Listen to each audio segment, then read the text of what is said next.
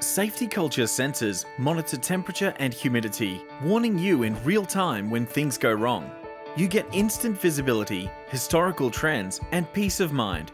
Here's how it works. Your sensors automatically capture data. A gateway connects your sensors to your iAuditor account. And setting this up is easy.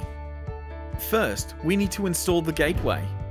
Add the gateway in your iAuditor account. Now screw in the antennas, matching color to color.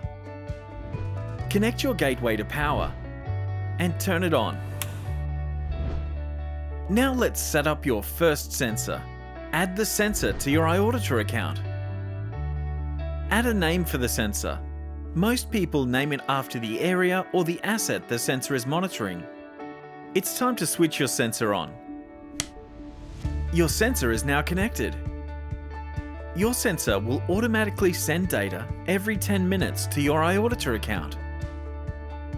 You're almost finished. Your sensor is now ready to be mounted. Mount your sensor away from direct airflow and doors. If your sensor has a probe, this thingy, ensure that it's not touching any surface. Now let's set up your first alert. In iAuditor, simply create an alert that automatically notifies the right people when things go wrong.